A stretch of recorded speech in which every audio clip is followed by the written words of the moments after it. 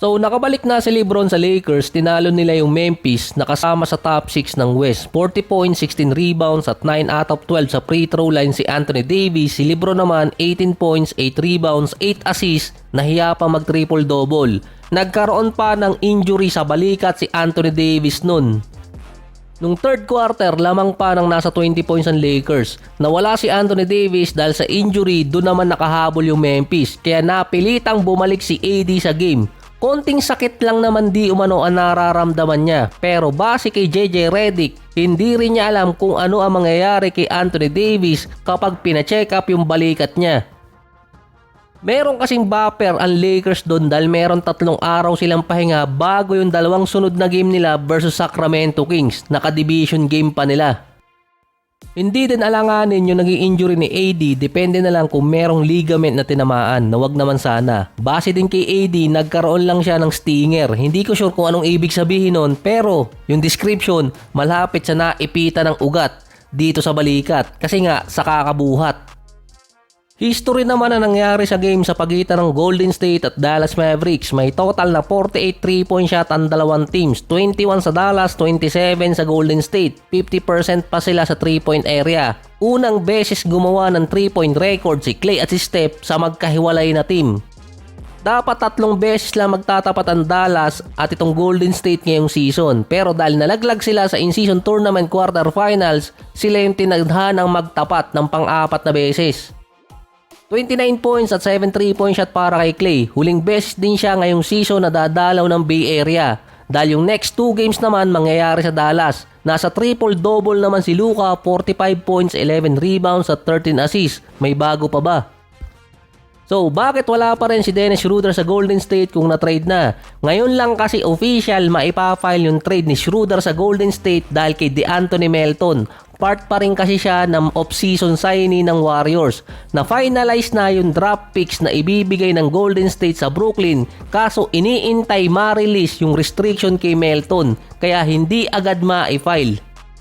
Mahaba din yung pahinga ng Golden State dahil sa in-season tournament final sa pagitan ng Bucks at Thunder. December 20, posible makapaglaro si Schroeder dito sa Golden State versus Memphis. May panahon pa siyang makapag-practice.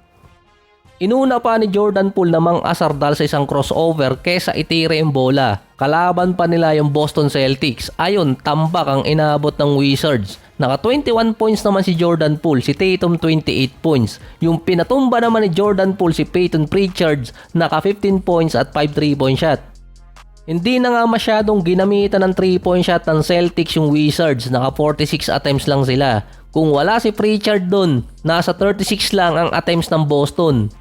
Ganito kasi katindi yung 3-point shooting ng Celtics na yung iba mga fans kino-call out na sila. Ang leader kasi ngayon sa 3-point field goal made ay si Anthony Edwards, 108.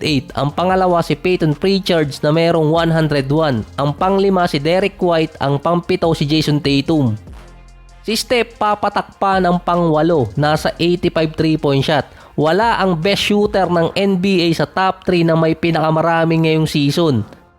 3 player ng Boston Warriors ang nasa top 10. Andun pa yung 6-man ng Boston. 51 per game ang Celtics sa beyond the arc. Ang susunod sa kanila yung Bulls, 43 per game. Yan kasi yung usual average dati. Pero dahil naisingit ng Celtics sa rotation si Peyton Pritchard, plus 9 agad ang Boston sa attempts. Papatak lang dapat ang Celtics ng 42 to 45 attempts. Yun ang usual average sa NBA. So nakakasira talaga yung 3-point shot ngayon dahil nga dati halos sinabi ngang nasira ni Steph yung game ng basketball dahil sa 3-point shot niya. Ngayon naman yung 6-man na 3-point shooter ng Celtics sa daming binibitawan, halos tinatamad ng manood yung ibang mga fans. Almost 4 out of 9 pa si Pritchard mula sa 3-point area. Last playoff si Peyton Pritchard ang Mr. Long Bomb ng NBA dahil sa mga half-court shot na binibitawan niya. Ito yung bago pa mag-halftime kaya na-extend yung lamang. Ngayon, 43% pa sa beyond the arc si Pritchard kaya ang laking damage ng binibigay niya para sa Celtics. Siya pa ang frontrunner ngayon para sa 6-man of the year at possible na malagpasan niya pa si Anthony Edwards sa may pinakamaraming 3-point shot ngayong season.